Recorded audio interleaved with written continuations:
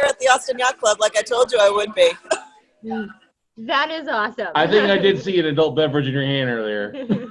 I don't know if you can see much, but I'll reverse the camera. It's already after sunset. So, but anyway, I'll just say that's where, great. yeah. And they're having a little bit of a party over there that way. So there's more of the party upstairs. Well, thank you for separating yourself from the Yacht Club a little bit to come on and speak with us. I really appreciate it. No, I appreciate the invite. So we're speaking with the Queen Bee of Marketing Gunslingers. She's going to speak with us about social media life balance, managing your personal and professional life in social media, and all the fun things that go along with that. So why don't you go ahead and tell us, for everybody, because we know you, why don't you tell everybody a little bit about yourself, a little bit about Marketing Gunslingers, and then I'm very excited to hear this topic. So. Okay, got it. Hi, my name's Elizabeth Quintanilla. I am the owner of Marketing Gunslingers, but that consultancy is now being more of a side practice for basically because I'm also the marketing and business development for Angelou Economics, which is economic strategy and development for cities and also companies. And I actually got part of my job was because of what I do on social media. So it all comes in hand, and how it all works together. But there's a couple of points that I should have probably have an outline for, because we really need a lot of social media balance. I don't know if anybody's talked a lot about YouTube, but there's been a recent number of YouTubers that have had like serious burnouts. Really? And we can all, yes, you can read about the articles of some YouTubers having serious burnouts. And it's just because we always have to produce. We're always feeding the machine. And we're always doing everything that we can, whether it's on YouTube, LinkedIn, Instagram, Facebook, all of the above. We always have to be out there. We're being creative. And then sometimes you hit a wall and you're going, how can I get past this wall? And it's not just that wall, but every other subsequent wall to come in here, because you realize you have to have some self-management and some separation like between the two so you can keep creativity up. And maybe for the answer for people will be different for everybody here, because as a marketing gunslinger, I actually get hired more for the lead generation and a little bit less on the branding. But my whole role as Angelou Economics or as a gunslinger is how do I create lead generation systems where social media is a part of it. And, you know, our buyers and our customers are on social media. However, they're not the only place for it. But that is one of the first social media accounts are, whether it's business or professional, versus your life personal. Those are some of the first things that come up in search results. So have a lot of people today talked about branding and personal branding on social media? We've had a few talk about company branding, not specifically personal branding. So. Right. Well, the thing is, there's a great book called Ink Yourself, which I highly recommend everybody to go ahead and read, because everybody here who's on social media, whether they're doing it for a company or through a consultancy or just for themselves, you have to start thinking yourself as a brand, as a company, and what kind of persona do you want to put out there for yourself out there. And hopefully it's generally speaking, Scott knows this because there's a couple of people that we know in common that love to do, yeah, you know who I'm about to talk about. They like to do sensational marketing where the world is falling apart. The world is falling down. The sky is falling. Therefore, you have to buy now. Otherwise, it's going to be the...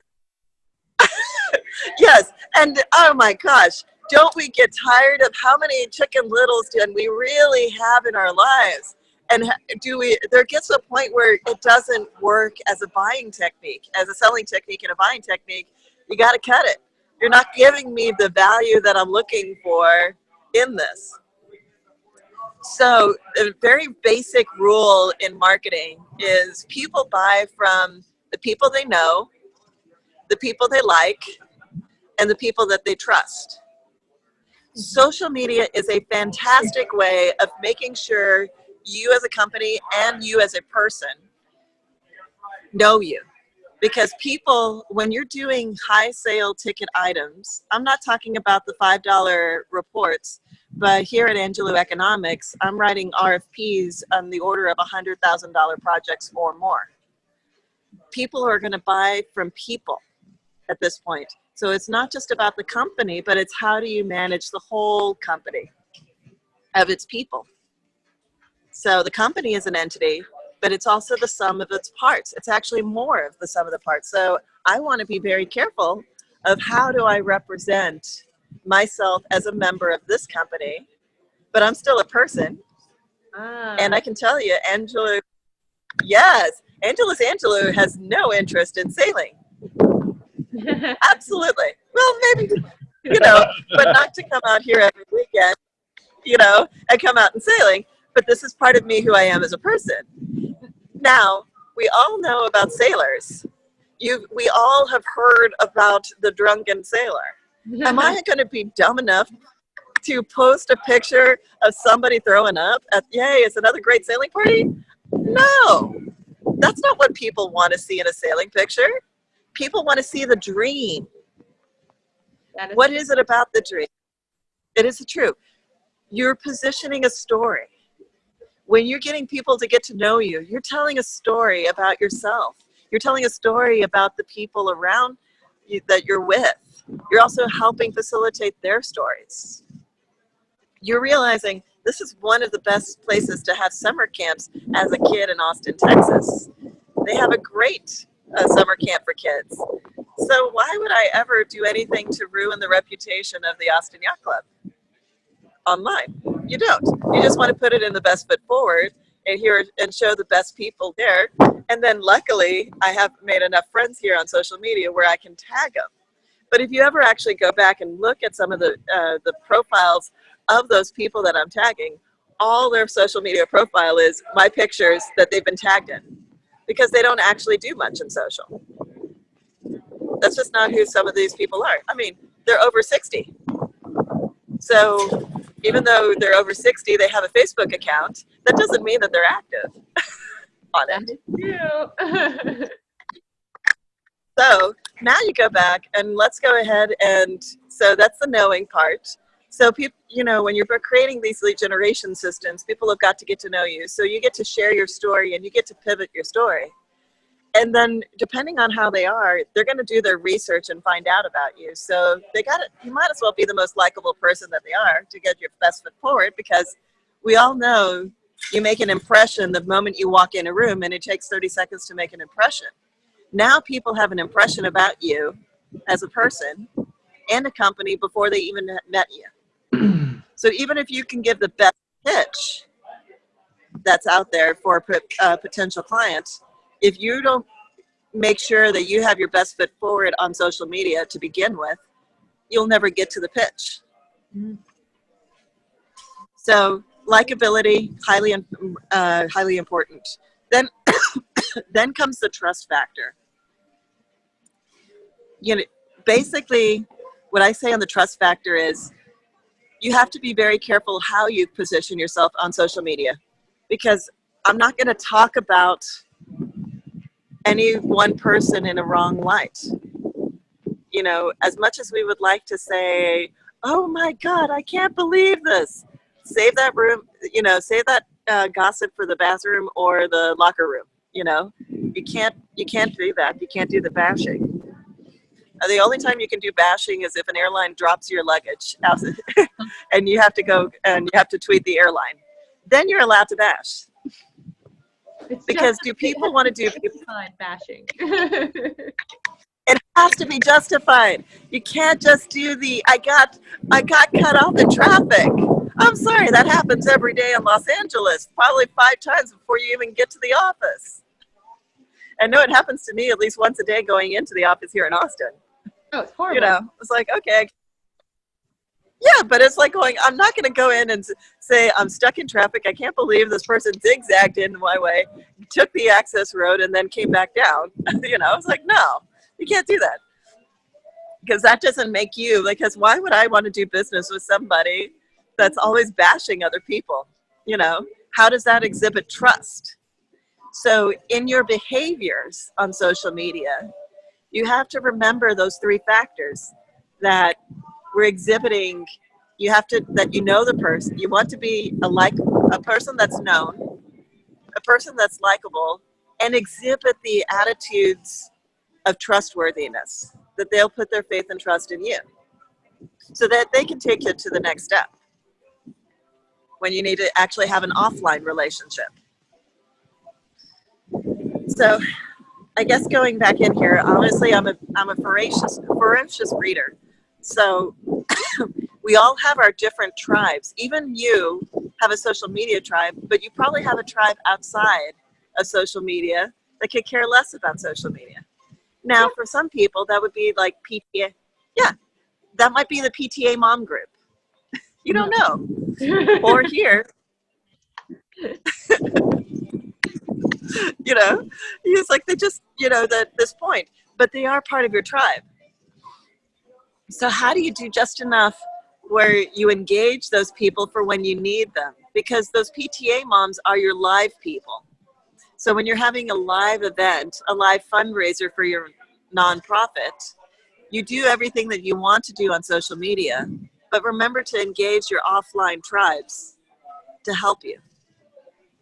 That's important. That's a big one, because people think that it's all about networking, or it's all about like offline, or it's all going to events, or it's all about social media, and you forget about the ecosystem, that it's kind of all of it that's working together, and it's not necessarily all the same topic or presented in the same way. It's just like how you present information to the different users that you have online. You do the same thing. Right. You customize your message differently on Instagram than you would on LinkedIn. You customize how you behave online and social media versus what you do offline. So you interact with people differently. How I would interact with a group of PTA moms to invite them to say we're doing a fundraiser for Austin Pets Alive, I'm going to engage them very differently than all of my other friends that are dogs and we all share dog pictures. And we're creating this little group at a fundraiser for Austin Pets Alive. That is true. It's two different ways, but we all care. Yeah. Well, they're all your tribe, but in different ways. Right. And going back to this, I have a sister who does not have a Facebook account. And you're going, oh my gosh, why not? Her school, I know, but her school district doesn't allow it. She's a teacher. Her, independent school district does not allow teachers to have a Facebook account because of the dangers, both from a teacher and getting stalked by a student and otherwise. They just said it was a policy to not have a Facebook account. And so when she's around with me and I'm around with her and my nephews, the rules change. But she has very clear reasons why. But also at the same time, you have to also realize other people have different attitudes about social media. So you almost want to ask permission rather than forgiveness some of the time, especially if you know that they're not really interacting. Like one person I met is like, I would really love to tag your boat. Can you accept my friend request so I can actually tag you in your boat so that it shows up on Facebook to your friends? Well, at least she asked. Yeah, but at least I ask, and I find other ways. But everybody loves my pictures of sailboats. I think Scott's seen them, so he knows. But I enjoy that. And because of how I do this, it actually gave me an opportunity to now help coordinate an event called J-Fest, where J-boats are a different class of boats. But I get to help manage and be a social media marketer for a regatta in Houston. I live in Austin, Texas. It's awesome. But it's because of these things. And you never know where the synchronicities are, but you have to respect people's boundaries. And that's part of showing trustworthiness. So. I agree. I think that was a really great explanation of everything, like just balancing everything, balancing everybody that you have in your life, the different things that you can and cannot do within it. And can get overwhelming sometimes, but just being mindful, I think, is the first thing for everybody. Right, and being mindful and understanding. But it's also for you as well, because we learn things from people that are mostly live in an offline world. And we live too much on an online world that we forget maybe certain behaviors, because I go out to eat and I'm just like, okay, I am going to be mindful and leave my phone in the purse. Yeah. and Not take all engage the food photos. Yes, I'm allowed to take a picture of my food. I'm allowed to tag myself in my food picture later. But while I am at dinner, food pic, okay, you had your food pic. Now time to put your phone away and engage with people. That's part of the balance, because when we disconnect in real life, it affects our creativity, because then we get into our little sound bubble of what's going on based on our own online connections. And we realize that there's a lot of really cool, interesting people out there that we can get ideas from. That is so true. You gotta unplug sometimes. Like, you can't have your phone in your hand all the time. Like, so there's a feel like we were just talking about this actually before you came on, about how I've gotten to the point where I just turn my phone on silent all the time, and I put it down, and because the noise isn't like alerting me to something, I don't pick up my phone as much. I only pick up my phone when I am done doing whatever it is that I am doing. So if I'm working on a project or in a meeting, like, my phone is not interrupting me or distracting me anymore. Like, I'm trying to break the umbilical cord a little bit, I guess you could say, with my phone. I swear eventually they'll like just build them into your hand or your head. So but it's not just phone, it's also how you manage other digital devices. So your iPads and your alerts on your laptop, and making sure that you can be present, because reality is we're not very good multitaskers. not at all. None of us multitask well, so not at all. So if I have 5 alerts from a Facebook group, it's better to have it on silent and my phone reversed and my messenger alerts turned off, so I can focus on my project and then give myself time to get back. You can always unplug for an hour. It's just an hour, guys. You can get back to it. The world, it's an hour. I can't be without my phone. How do I know who's talking to me? I think it's you awesome. Gotta remember, we used to have the little that my. I was just going to say, our grandparents had a little box and they had to call an operator, and there was an actual physical person that connected them to that person, and you hope that other person was by that box. That was only 2-3 generations ago. It's so crazy, all you that. know. And yeah, how yes, look at the evolution of technology. I agree. Yes. Thank you for sharing that with us. Like, is there any tips that you can give someone for unplugging some? Being more there in the moment versus digital? Well, obviously. Right. Obviously, one of the tips is make sure that you have your phone. You can bring your phone to dinner, take a food pic, but then put it away for being there with the person that you're with. Because that's the time that's special. True. To be with that person. Obviously, water sports like sailing, I sometimes bring my phone on the boat because I'm taking pictures when I'm taking the pictures, but when I'm doing my role and I need to do, my phone is put away because I've already drowned one phone in Lake Travis. I don't need to. I'm sorry, these iPhone 8 Pluses are not cheap here. Water sports are always good to unplug, but I also take a screen-free weekend. So today was like a non-laptop day. I can be on my phone, I can be on my iPad, but I also force myself to recharge creatively by not being on my laptop. Yeah, I can delete enough email through my phone. Yeah, we've made a rule at my place that we're not allowed to take the iPad to the bedroom, because then you'll just end up like watching something. And my insomnia kicks in. I'm like stuck in this show or this movie, and I don't get myself the way that I should. And it's really not healthy. We are sometimes to you just have to choose your times and moments, but making sure that I make it a policy. So I made it a policy at least one day out of the weekend, no laptop to recharge. I love that. I think everybody should make those policies. Yeah, well, Find themselves well, a bit more with some free time and some less stress. well, yes, because it forces me to become more efficient with my time otherwise during the week. Because it's like you need to give yourself, call it a Sabbath, call it a day of rest, whatever. It's not like I'm truly unplugged. I'm here on my Saturday, my laptop free day on my phone with you, and I'm still able to do this because of technology. Yeah, I'm excited about that. Thanks for showing me the view of all the boats too. That was great fun. Considering I've been in this room for like multiple hours, I'm moving through you right now.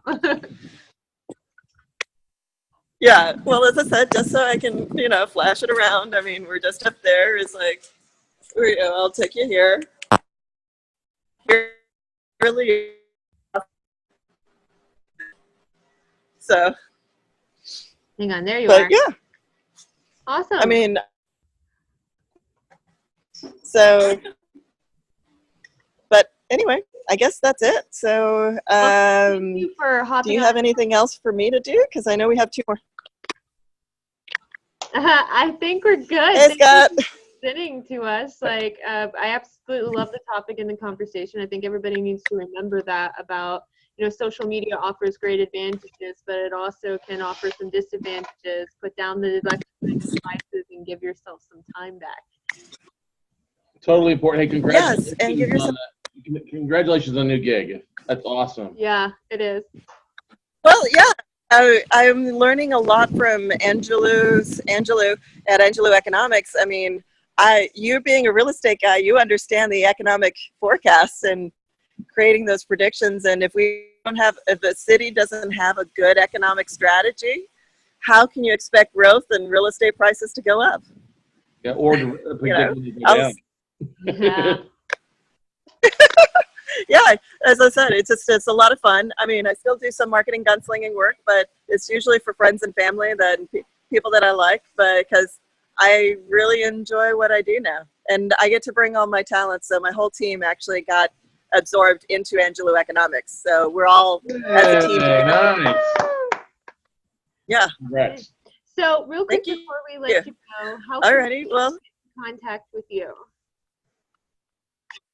My best way of getting contact is still at my marketing gunslinger email. It forwards to my Gmail, but it has its own inbox, so I still look at everything. So Elizabeth at marketinggunslingers.com.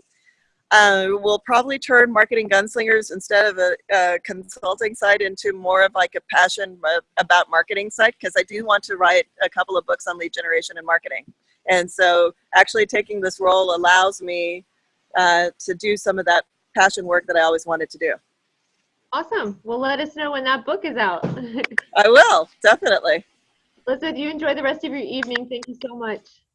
You're welcome. Have fun. Thanks, Elizabeth. You're welcome. Take care. Bye.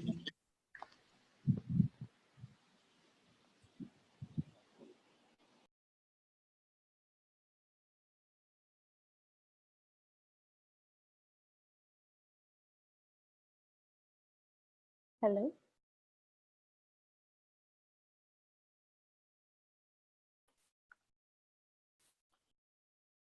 Hello.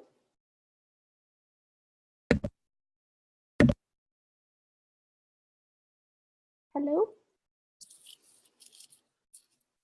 If I don't, can you hear me now? Yes. Hello. Oh, I can't hear her. Hang on here. 1 second. Say something now. Hello. Oh, I have you down real low. I heard hello. I heard really soft. There we go. All right. So I think you're good now. Cool. Yes. There we go. How are you doing? Staying out of trouble? Well, I can't say that, but I'm doing well. How are you? I can't complain. We are a little delirious as we get rock and rolling here. Hang on one second.